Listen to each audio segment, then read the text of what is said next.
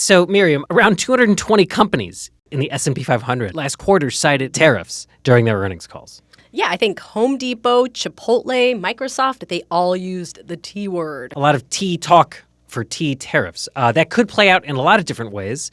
And our guest today is going to walk us through some ways in which the Trump administration's tariff policies can impact companies and markets going forward. That's coming up in a bit.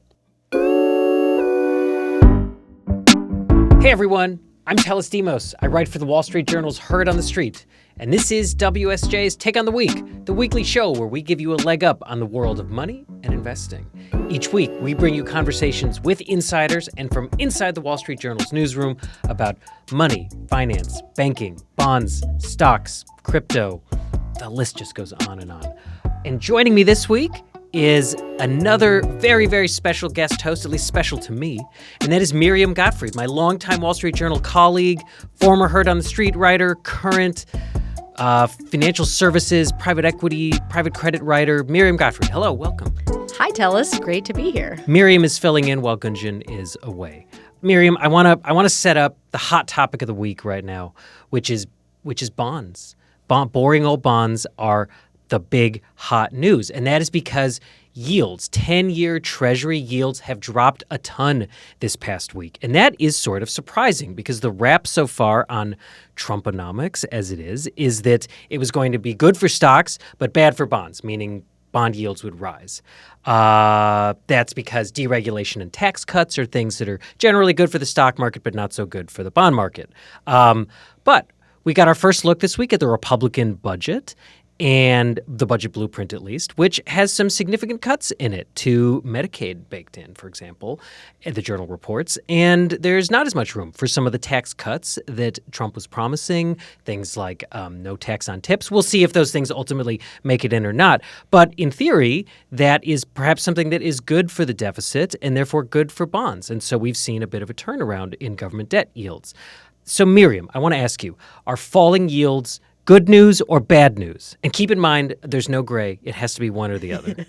I think right now we should see them as bad news. I think people are a little bit unnerved by the amount of changes that have been rolled out by this administration in, the first month or so. And they just feel like a little unsettled, like maybe we don't know where things are going. We've got these tariffs that have been announced. Some of them have been implemented. Some are about to be implemented, possibly. We don't know what that will mean for inflation, which is, of course, the thing that hits our pocketbooks first as consumers.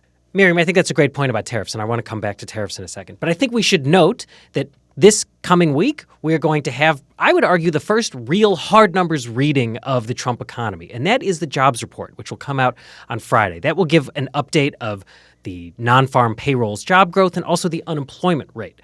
The unemployment rate in January was 4.0%. It dropped for the second month in a row. But the consensus among Wall Street economists, according to FactSet, is that it will rise to, drum roll please for this big number, 4.1%. So up, but not much of a change. But could there be some sort of surprise with all of these DOGE-related job cuts that we've seen in the federal government? It's possible that at some point we will start to see that. And I think economists are beginning to sort of start to put some kind of ideas around how big that impact might be. And so I would submit that really there's like some asymmetrical risk here with the jobs report number. I would say that an upside surprise, that is like the jobs report coming in better than expected, will not really be a big mover for the markets. But I would say that a downside surprise, starting to see some of those impacts from what's going on in Washington in the job numbers, I think that would really spook markets and really feed into this kind of negative economic sentiment maybe that you talked about. confirming the worst fears of people who are starting to feel a bit uneasy. Exactly. Even if maybe this report was an outlier and then the next report was fine, I think just the timing of this one coming in soft would be pretty notable. I want to go back to tariffs, which we started talking about before. I think that could also, that could further fuel the concern among consumers over prices. And it seems like people are a little bit unsure about whether these tariffs are going to be enacted in a full-throated way, the way Trump has threatened. And the market so far has kind of been betting that, maybe it's just a negotiating tactic, but I'm not so sure. It seems like Trump's prepared to actually roll them out. Well, Miriam, I think that really plays into that sentiment issue that we talked about. And the economic vibes, I think, are going to get a big update this upcoming week because there's going to be a lot of tariff news, most likely. Last month, President Trump had said that he was going to impose a 25% across-the-board tariff on Canada and Mexico. He gave them then a 1-month moratorium that is set to end this coming week. And though the signals have been mixed over the course of this week, at one point the president talked about maybe putting those into effect in April. The most recent news that we have is a Truth Social post saying, yes, those tariffs will go ahead as planned on March 4th, which was sort of the original deadline. And he also mentioned that there might be an additional 10% tariff on Chinese goods in addition to what the original 10% tariff. So lots of tariff news coming up. There's still the questions about what's going to happen with these reciprocal tariffs, the ones that are meant to sort of combat what he thinks are unfair advantages that other countries give to their domestic industries. All of which is to say that there is so much going on in tariffs that we called in someone to talk about them. We're going to have a conversation with Chad Bown. He's an economist. We're going to talk about what it means for the economy and markets going forward. Chad is a senior fellow at the Peterson Institute for International Economics. He was also chief economist for the U.S. Department of State in the Biden-Harris administration, so obviously perhaps coming from a bit of a different perspective than this administration. I should also note that we did reach out to the White House for comment about the Trump administration's tariff policies, and we'll talk about what they had to say a little bit after that conversation. Miriam, thank you so much for being here. It's been great. It's my pleasure. Always a pleasure. Right now, we're going to take a quick break and then turn to more tariffs.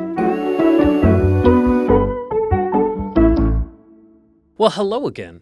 We've got Chad Bown on the line. He is a senior fellow at the Peterson Institute for International Economics, and he was chief economist for the U.S. State Department during the Biden-Harris administration. Chad, welcome to the show. Thanks for having me.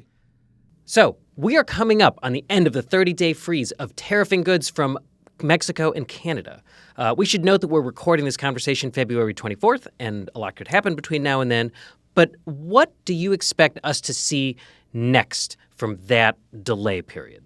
It could be anything. It could be that President Trump has decided that Canada and Mexico have done enough on the particular issue over which he was threatening tariffs that time around. And so the tariffs he was threatening then were because of fentanyl, so drug trafficking and border security at both the Canadian and Mexican borders. And so if he feels like Canada and Mexico were cooperating enough on that issue, the tariffs, the 25% tariffs that he had put on pause could just go away. But knowing President Trump, who knows, he could choose to escalate, or he could choose to say, yeah, you're making some progress, but I'm not going to promise these things are going away. I'm going to say you've got another 30 days to make sure that you're continuing on with your progress. So as always with President Trump, we'll see. But is there anything specific that we're looking for? Is it really just sort of at the president's discretion of whether or not they've met those conditions? I think it really is at the discretion of the president. Both, Canada and Mexico had signaled really, really early with the incoming administration, even during the transition period, that they were willing to work with him and take on new initiatives in this particular area, even before we got around to the stage of threatening tariffs. So I think it's really just kind of up to the discretion of President Trump as to how he wants to proceed on this particular round. The market, I think, doesn't really know how to react to what's going on. And so I think, obviously in the president's eyes, in the long term, the tariffs will level the playing field for international trade, help U.S. domestic producers, improve the U.S. budget fiscal picture.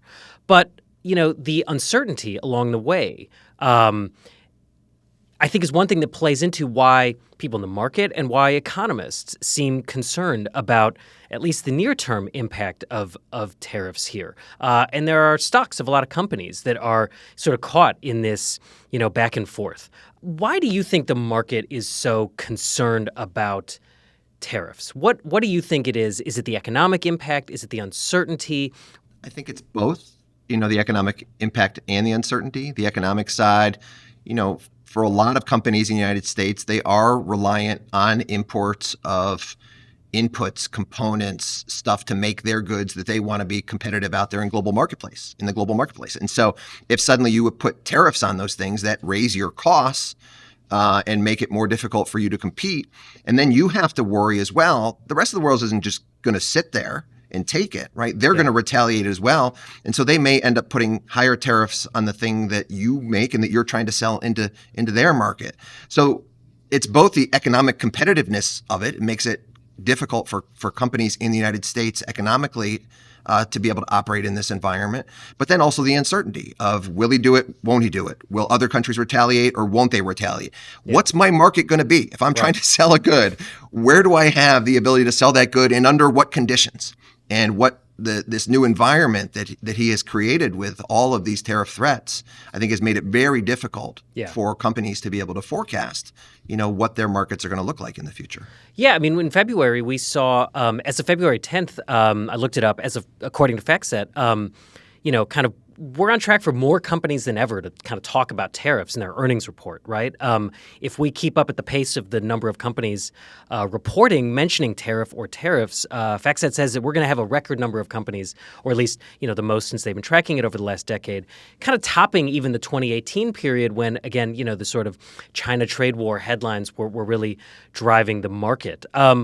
Would you expect that there are particular sectors or industries that are kind of most in the crosshairs of these trade discussions? I mean, we know that agriculture, for example, was heavily impacted the first time around. Tell us about why agriculture was sort of in the spotlight then, and where do you think we might go from here? I mean, obviously now, with the AI conversations, semiconductors, chips, other kinds of technology, maybe are more kind of in the spotlight this time. Well, agriculture back in the first trade war, that was, China's choice for how to retaliate against the United States, right? So American farm exports, American farmers are very, very reliant, very dependent on the Chinese market for their sales, especially for products like soybeans. Yeah.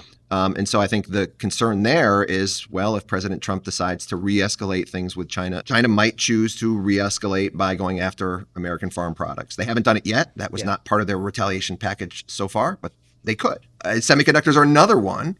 And there, a lot of the semiconductors we buy, there's China's out there, but a lot of the high-end chips, right, they certainly don't come from China. They're going to come from Taiwan or South Korea.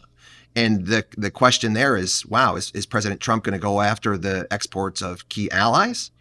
And if so, to what end? It takes years to build new fabs, right? These semiconductor factories. And so we'd have a shortage of those things here in the United States at the same time that we have this AI boom and all of these data centers, which just need, a gazillion of these semiconductors as cheaply as possible to be able to build themselves out, to be able to run these large language models. President Trump is going to suddenly impose tariffs and increase the cost of all that, making the U.S. a less competitive place for data center. So there's sort of inconsistency with some of this when you begin to think through it, but I think it contributes to the uncertainty that we're really facing about what the goal is here. Is it possible to say what the economic impact was of the first Trump administration tariffs? Do we have a good answer yet looking back? And I know it kind of ran into the pandemic, so maybe things get complicated. But was there a quantifiable sort of GDP or kind of job market impact of the first Trump administration tariffs? The answer to that is yes. Okay. Much smarter economists than I have spent years studying what the impacts were. And I would say maybe there's, 3 or 4 main ones that we can highlight so far. Yeah. One is, despite the fact that President Trump said it would be foreigners, Chinese companies that would be bearing the burden of these tariffs, it was actually Americans. We've also have evidence that in the manufacturing sector did not really benefit from those tariffs in the United States. And to think about that again, you say, well, why, right? Increased protection means you don't have to worry as much about that stuff coming in from China. How is that not beneficial to those American companies and the jobs, the people that work at those companies? Right. And the answer is, well, they now have to pay more for their inputs, right? And that there was not just the tariffs on China, but there was a lot of tariffs on steel, aluminum, and a lot of the parts and components that they were buying from China, which then just made them less competitive. Now, did it have backbreaking impacts on, U.S. GDP growth or or employment in the United States? No, right? They were relatively muted effects, and partly that was, the tariffs were spread out over a year and a half or so. But the economic evidence to date is, these things did have a negative impact on the U.S. economy in a lot of ways that you would expect the tariffs would. Interesting. So maybe it's pretty tough to tease out, okay, I'm looking at a company in my portfolio, I'm looking at a stock, is it a beneficiary from tariffs or is it a potential sort of victim of tariffs? And maybe it's tough to tell, right? Because everybody who builds something here probably imports something from somewhere else. So the economic adjustment might take years. And that's another thing I want to get at too, which is that, we can talk about the Trump tariffs, but really I think some analyses refer to them as the Trump-Biden tariffs, because President Biden continued a lot of the tariffs that President Trump put on. And, I know you've been part of, Democratic administrations in the past. So maybe you could help us understand, like, what is different about the sort of the Democratic approach you would say, that we saw under President Biden, and the sort of the Trump kind of MAGA trade policy, and why, what we're looking at is it really that significant of a departure from what we've seen over the last couple of years? So President Biden did continue all of the tariffs that had been imposed on China under the previous administration, and then imposed some tariffs strategically on a few additional goods that there was worry that without those tariffs there would be additional threats to critical sectors in the United States that the administration was prioritizing. What's an example of that? Like what's one of those electric areas? vehicles,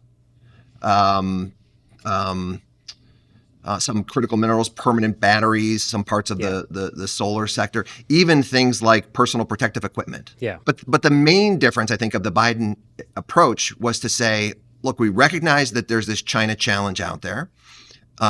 We're also very worried about certain supply chains for which we're extraordinarily dependent on China. And we would like to see sourcing of our companies from other places. But it's really hard to convince companies to do that. And it shouldn't be just the United States bearing the cost of incentivizing those companies to do so. So let's work with partners and allies, many of whom have the same exact worries, the same exact incentives that we do, and work collectively with them. And so I think that's a big difference that you saw with the Biden administration. No tariffs on partners and allies. President Trump already has threatened tariffs, obviously, not only imposed them on China, but threatened them on Canada and Mexico. I think the Europeans are very worried that they may get hit with tariffs as well. Again, as we talked about before, Korea, Taiwan, these are countries that the Biden administration was actively working with to form kind of a common joint approach toward the China challenge.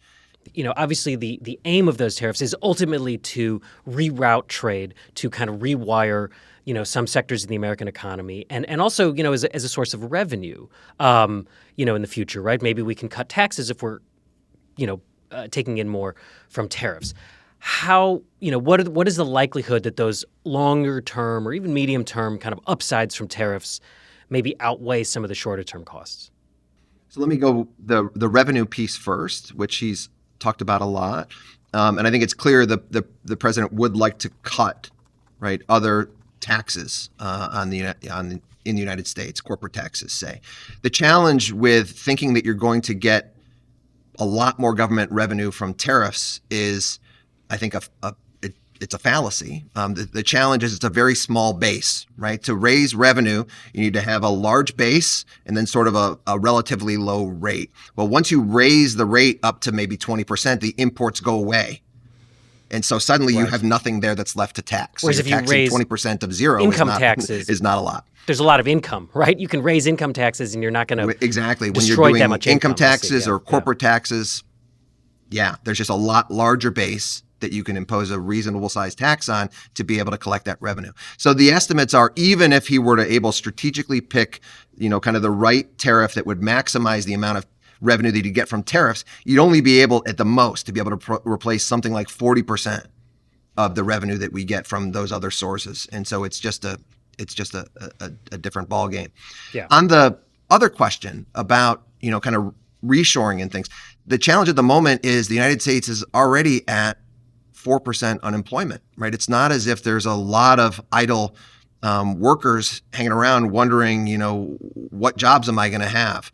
So you could move some of that activity into the United States, but everybody's already got jobs, and so now you might be just setting off a cycle where you're, it could be inflationary, in terms of overheating the economy, that kind of thing as well. So I think those are the challenges that you have to confront, when you're thinking about these different purposes for what it is that you're ultimately using tariffs for.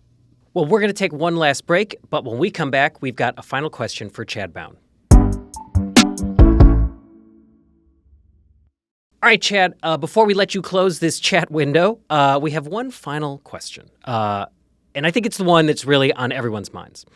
In 30 seconds or less, do you believe that President Trump will actually go forward with these more extreme tariffs that we proposed? Or is it all just a negotiating tactic? I think I know what the market thinks is the answer. What about you? I swear I refuse to predict President Trump's behavior, which I'm not a market participant, so luckily that gives me the luxury of doing that. Look, the tariffs that he's imposed so far, and even the ones that he's written the executive order on for steel and aluminum, those are very like the ones that he imposed during his first administration. So if he were to just do those kinds of things, it would be relatively small, relatively mild, no big deal. If he does do the other things, the across-the-board tariffs, right, or this reciprocity thing where he goes out to every country and says, I'm going to match your rates with mine, that would be a much bigger deal. I'm not going to predict that President Trump wouldn't do that, because President Trump has been known to do things that no one else has ever imagined before. But I will say that if he were to do it, it would be disruptive at levels that weren't there in his first administration. Interesting. Well, Chad, thank you so much for joining us to talk about this vital issue. I know it's top of mind for investors, economists, political news junkies, really everyone. So thanks so much for coming on and lending your expertise to us. Thanks for having me. So we reached out to the White House for comment about the president's tariff policies and to see how the White House responds to the perspectives on the administration's tactics that we just talked about. We heard back from an administration official who said that tariffs are just one aspect of the Trump administration's economic agenda, which includes deregulation, unleashing American energy, and spending cuts. They also said Trump's push for reciprocal tariffs would, and this is a quote, help level the playing field for our businesses and workers by leveraging access to the U.S. market, end quote. They said that we've already seen Trump use tariffs to negotiate deals to benefit Americans and that we can expect to see more of that. And in response to the idea that this year's tariff policies could hurt American consumers, the official said, quote, free trade deals have also caused economic hardship, end quote. They also added that, quote, clearly the status quo is not delivering, end quote.